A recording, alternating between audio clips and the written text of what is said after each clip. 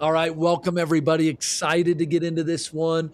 You know, Julian's got an interesting background. He's coming from a cool company that plays in the space of attribution, been in the space of sales development a long time. So I think it'll be fun to dive into his experience, how he got into SDR land, and what they're kind of doing now to win. So, Julian, thanks for joining. How are you?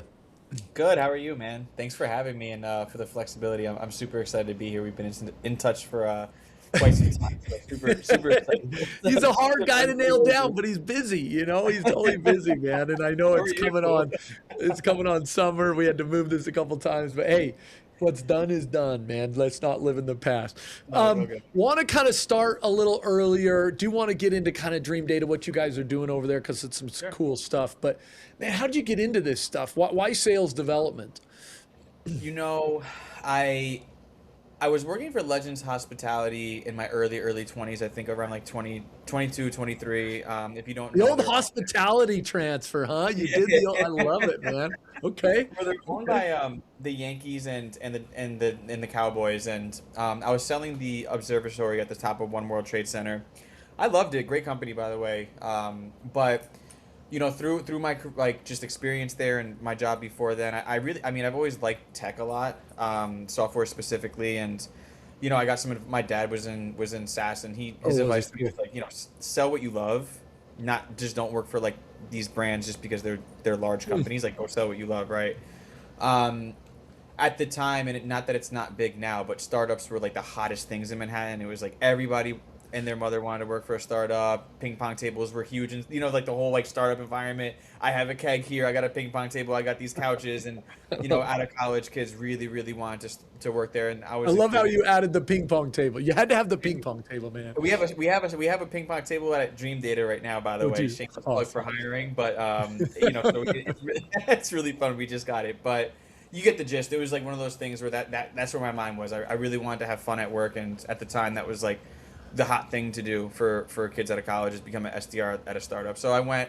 I know I worked for Stella Connect. I've been in sales dev for so long that I don't want to go through my whole experience, but I was interviewing for AE or trying to get AE roles Got it. at software companies, Yeah. and I was frustrated because I had an AE title at the time outside of software, and I couldn't land a job as an AE.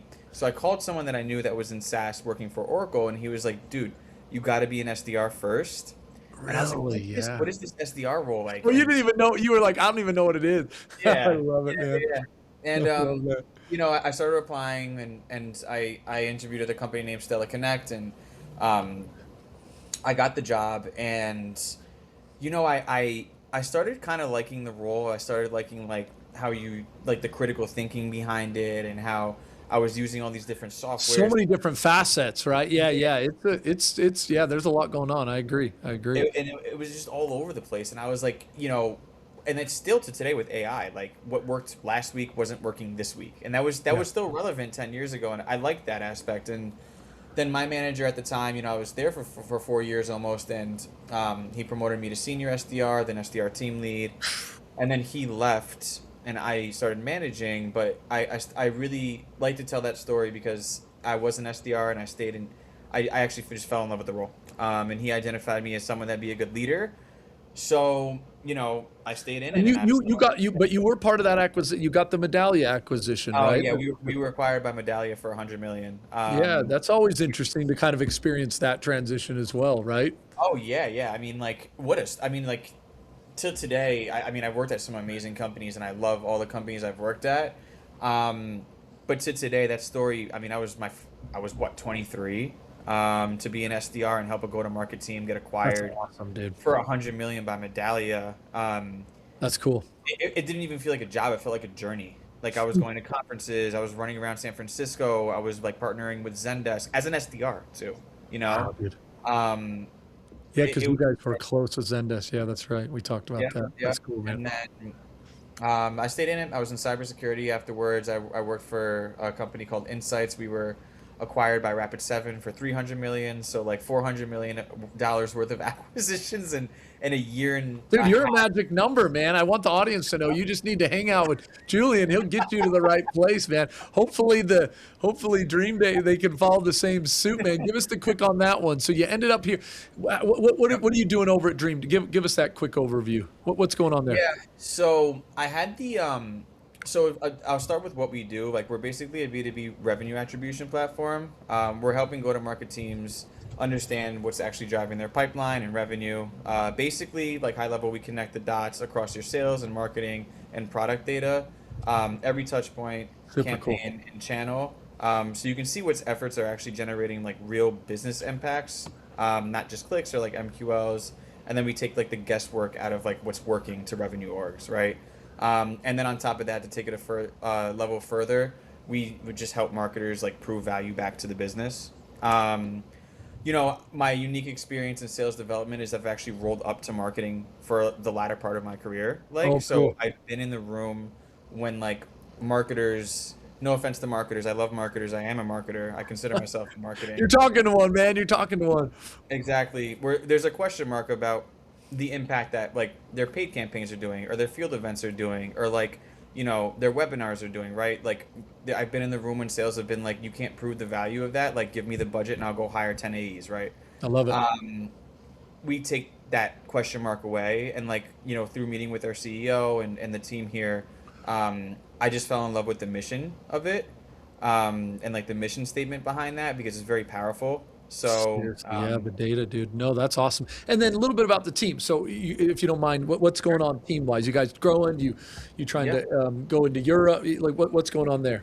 Yeah, it's been a whirlwind. I started in December, took a short vacation that was pre-planned, so like kind of in seat since January, I would Well, say, not very really. long. Okay, yeah, not very long. Yeah. Um, and I've hired 8 SDRs globally. So four in Copenhagen, one team lead, Veronica, she's great, and then four in the US. Wow.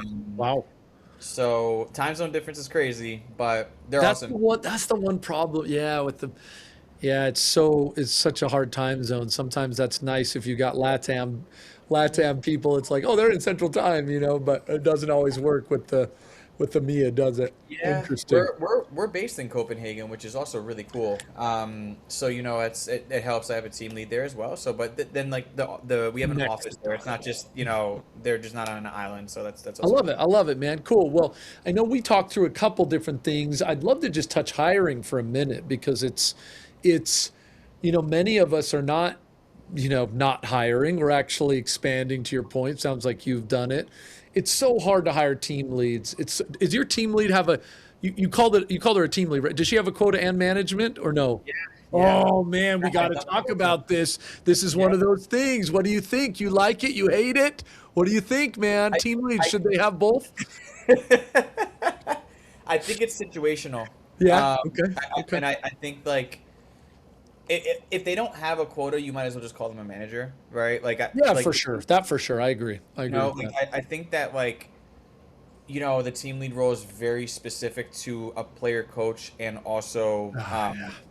like having a quota, right? So I think it's one of those roles because I did it. I was a team lead for four SDRs, and like I think it's one of those roles where you just really prove yourself to the business, and it's like which kind of just not I don't want to say that about her because she's great, but Yeah. like it's like you're almost there to be a manager, Yeah. Yeah. Yeah. but like, but you know what? I talked to her this morning, and honestly, like, something I'm very forward with about is career advancement for my Yeah. team. I just did like a rollout for career pathing in 2026 and what that looks like for our org. Hmm. And Hmm. she likes having a quota. She told me like she likes having a quota and she likes to Now, kind of. did you hire her from the outside or did she grow with you here? Is she? I hired her from the outside. Okay. Yeah, because I really like the team leader, when you have like an initial SDR and then they go and they kind of prove themselves, then they add a couple people under them, they work towards manager. Sometimes it's harder to come from the It outside, is. be a revenue producer and that does make it challenging. But you're right from a career progression. When you have a smaller team, Yep. like do you really want a manager of two reps, for example? You're like, no, man, you gotta.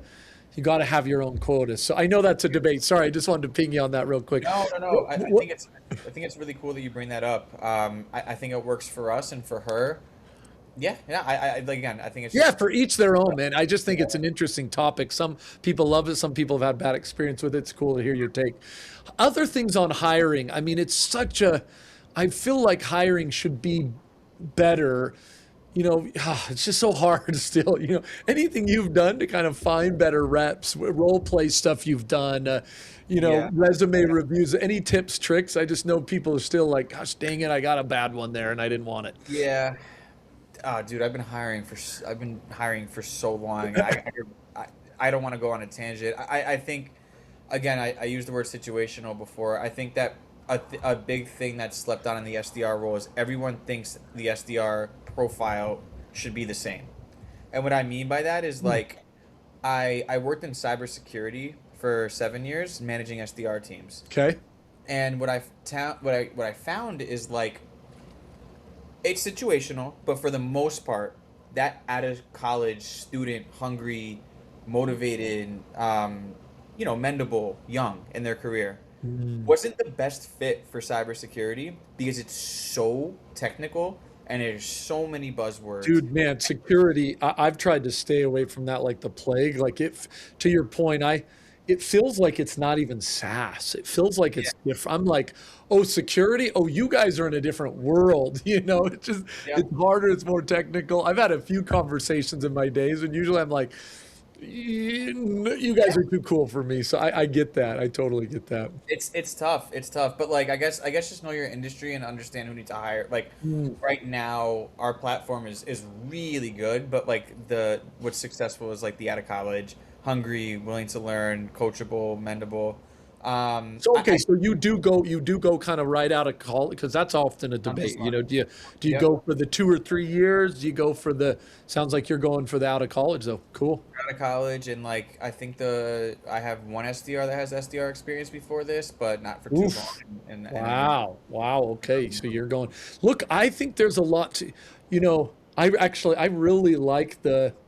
I don't know. Just sometimes there's a place for everything to your point, but I've found that if I can take them and mold them and they're hungry and eager versus, people who feel like they've got their playbook already figured out and they can't, again, there's a time and a season for each, but I kind of like the phase you're in because it really allows you to build it from the ground up the way you want. And sometimes that's nice. I think that's like what I wanted here. And also our company culture reflects that. Like our AE team is very willing to help and be like Cool. That's your super cool. AEs to like the SDRs and like we have like a one team, one mission type of culture where like I think bringing in unseasoned SDRs kind of matches the speed of like the AEs and just the whole sales culture. I I love mean it. that's a compliment for sure. I love it. No, that's super cool. Let's switch, man. I want to hear about things that we talked a little bit about AI, but you kind of have, I think, a map, a roadmap of how you want to be building out the team and Yep. data and signals. I think was part of that. But Yep. how Yep. are you starting to build it? What's working? How are you driving your team to build pipeline, man? Would love to hear kind of your play. Yeah, yeah, yeah. So I mean like DreamData itself has signals. So if you were to Yeah. yeah, so like we track the customer journey and then we serve those signals back to the SDRs for them to be able to do outreach to those prospects. So Okay. like for example, if you were to go to our demo request page and not request a demo, Mm. an SDR would get that and know that's what you did to then reach out and book a meeting, right? So And like, that's data you're using. That's your own dream data. Is that right? yep, that's our own data. Hey, So nothing we're wrong using with a little pitch for Dream Data here. Sounds like a good product. Can you get down the debate of sometimes the individual level versus the account level? I know some of these companies out here, they say they can get to the individual level. I've heard people be like, man, it's 50% of the time it's wrong, 50% of the time it's right. Or do you do more account stuff? How do you manage that It's a bit of both. We do have individual level, but sometimes it does come in with the account? with that. Yeah. I think switching off of Dream Data, if you don't mind, Yeah, yeah, like yeah. future state for sales dev, and like, look, there's two things you could do, and I just had this conversation with the team over there. But like, there's two things you could do, right? Like, you could implement an AI SDR and wipe the team, I guess. Like whatever you want to do with that, like you Well, is could. this, man, are you talking, you're not talking about ZoomInfo. Are you talking about No, ZoomInfo? no, no, no, no, no. Okay, cool. I'm saying like there's two things. Like you could implement an AI SDR. There is Okay, a yeah. place for that. I think there's like inbound or like small seed companies that don't have Mm. enough money to like hire a team. Like Yep, go for it, get that money, and then hire for a team, right? yep, yep. But then on the other side of it, like um, I in my ideal world as a sales dev leader in 2026 going into 2027, and like we have not implemented this 100% yet. This is just like my like kind of Vision. thought leadership I behind it love and it. like Yeah, my let's do it. vision. So, like I don't want internally like any problems. Like we're not there yet. We will be. But like what I would like to do is if my team could sit down and just focus on selling. That's it. Like I wouldn't even care if I had SDRs that would do Monday, Tuesday, Orum days where they just cold called from like 9 to 5. Mm, And essentially, like the way I would actually do that is purchase a tool like ZoomInfo Go to Market or Clay, on the other hand, and get rid of all the admin work that they need to do in the background by basically uploading accounts, having a waterfall flow, and then yep, putting it right into outreach. And what this allows my team to do, or Orum, which is for cold calling, if you don't know, it's a power dialer. yep. I know you do, but like the audience doesn't know. But No, good. It's good. It's perfect. um, Perfect. just sit down and like focus on personalizing emails or LinkedIn touches or cold Mm. calling and get rid That's of got all to the be the extra goal. stuff. It's like we've got to just get them doing the selling, right? So, Yeah, just how getting do you this eliminate that? How do legit. you eliminate that? I mean, you mentioned two tools, Yeah, Clay. I don't know ZoomInfo, Go to Market as well. Do you feel like those are two kind of the comparable tool those sets? It's doing the same thing almost. those are the two I like the best. Okay. Kind of doing the same thing, like in the name of consolidation, and for us, like we don't know like where we're gonna go with that, but like I think that there is a consolidation play there, but But that yeah, helps you have it. But I think sometimes people run into and it feels like companies always have a hard time hiring the ops, the GTM engineer role or something. They want more reps. So sometimes they turn Clay over to, reps to do it, and it gets a little bit jingled, and then they're only doing really a little bit of enrichment. They're not doing. How do you envision, or how do you build that so that the reps don't get involved? Do you have a pretty good ops team, or what's your take on that? we have a good ops team. Like in my opinion, and like I could be wrong. Like I don't know how like Clay could be using it different or other. Like it's Clay or for example, so you could use it any way you want. Like to your Hmm. point, reps could get it. I would probably filter it away from my reps and do it for them again. So like because then it kind of defeats the purpose, right? Like And they're they're back still to it. using It's just what Clay you said. and Yeah, they're yeah, doing yeah. it You're like, I got themselves. to Like get them out of it. I would rather like do it for them, and then so they just go in and they and just Interesting. And you think yeah. that's one of the roles of kind of a leader manager is to get their hands dirty and get that? Or you're like, no, man, that's where you got to get stronger ops or a little bit of a combo? Oh, I don't know. Depends on the company. We're a startup, so I think it's like I like, but I You got to miss get this, right? scrappy. Yeah, you got to get a little scrappier, right? I Yeah. want to. That's like I could have stayed at a larger company and played that whole like game of talking to ops and this and that. Like I don't mind getting scrappy. I don't mind. It makes me sharper. But yeah, I do think if not, then ops would own it for the leaders and like funnel it to the teams. Like in my last role, I worked really closely with marketing ops, and if we had Clay, I think he would have been the lead man, like kind of doing it, executing Interesting. it. Yeah, yeah. Because he could have owned a little more of that, but you don't have that luxury here. So you're gonna have to kind of stitch that together um, yourself. So you'll use one of these, like a ZoomInfo. I was just hearing that ZoomInfo had done a big cut. Did you hear about that? And they dropped a Yeah, bunch of SDRs. I was yeah. gonna read up a little more about it. Had you heard that? Yeah, I mean, that's the thing with these huge teams, right? Like their overhead's crazy. So, they have to they reduce AEs and SDRs and Yeah, it was big. CSRs. It was real Um, big cut, man.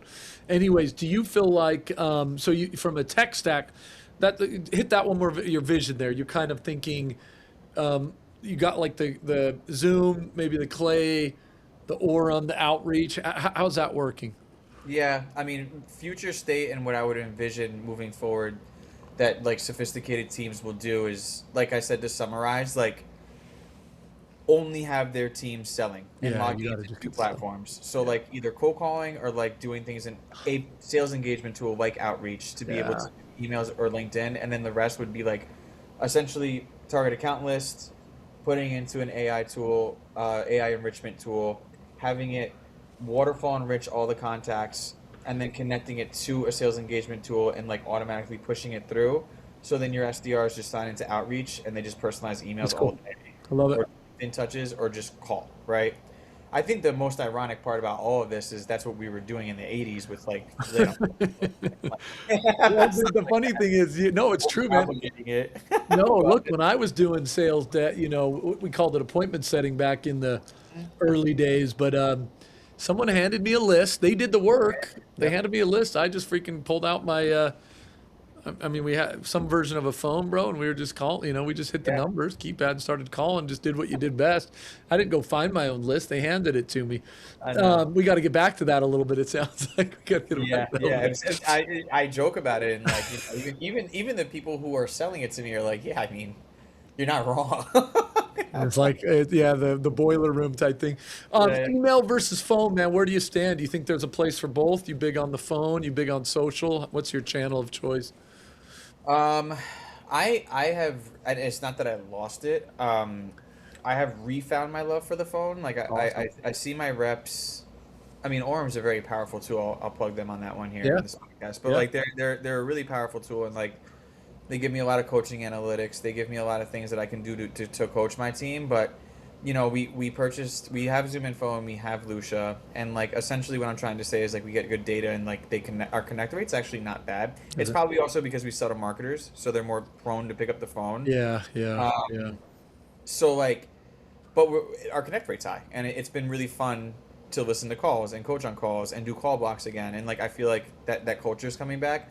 There's a place for everything. I think the emails, the number one thing with emails is like you have to be super personalized in what you're sending out now, and that hasn't changed from like the past couple of years. It's just AI is almost affecting the space like negatively if like there's so much bulk sent out. Yeah, Where like now it's even harder for us to stand out, so like personalizing is becoming more relevant. So we've created like, and on the individual level my teammates have also done like just prompts for them to be able to mm, personalize and everything, but we've seen a lot of success also in LinkedIn, which is great. Like it's kind of the same concept as email, that multi-touch approach, and like having the different avenues of doing so and just being highly personalized goes a long way makes on all the LinkedIn, difference. and conversational. Yep. Makes sense. I like that. Yeah, a little bit of everything, but that's fun. You kind of really fell in love with the phone. I think we all have a little more. What's Yeah. you kind of woven a little bit of AI in here, but take one step back. What's your take on that? How do you think about that for your own org, some of your friends as you talk to them in the space? Yeah, yeah. I mean, like, it's a loaded question, and I mean I don't mean that in a negative way, because like everybody has a different opinion on it, which is why it's so much noise. Even on LinkedIn, I made a joke to my boss the other day where I was like, it just seems like everyone has an agenda. That doesn't actually seem like we're pushing the needle on anything, honestly. Um, What do you mean by you just mean it's kind of like everyone's trying to just schlep something I instead of don't say whatever they know. want? The opinions are all over the place. Look, I think it's not going away. I think that it's important for everyone to understand it. And like my biggest take, and I'll get into how we're using internally, but my biggest take is like, I don't know. I think teams will be a lot leaner. Um, I think that roles won't completely be replaced, but people who know how to use it will replace people who don't. And like that's automatic, right? Yeah, So encourage anybody who's watching this, just study it until it makes you blue in the face, because like it's not going anywhere, and like yeah. it's only becoming more relevant on resumes. I was interviewing for this role and they asked me about AI, right, and how I am using it currently. So like make sure that for yourself you're doing it. Internally right now we have ZoomInfo Copilot. Orum has a ton of AI like call Mm, summaries and different things like that, where I can go in and coach the team super easily. yeah, yeah. Um, we're using the Copilots for like the personalization, like it's account level, so they can go in and look at HubSpot deals, for example, close lost, why close lost, Yep. personalize it, and then send emails out, and it'll streamline all of that. Mm. I'm using the wow, sorry, MCP between ZoomInfo and Claude to be able to Oh, put oh, like yeah. this nicer now. Same thing with HubSpot. Like my manager asked for a report the other day, asked Claude to do it in HubSpot, pulled it for me in 2 minutes. So all of that stuff is out the Cool. window. That's easy. Super cool. Super Um, cool. on my team level, they're using it also just like for personalization in Claude and everything like that. So I I love think it, we're, man. we're using it a lot. Um, I No, like I perfect. said, I'm That's a huge great, man. believer Yeah, in those the are cool use software cases. Yeah, yeah. absolutely just like actually operationalizing it and like having it. It doesn't. I don't feel, and this is more from on me. Like I don't feel like yet.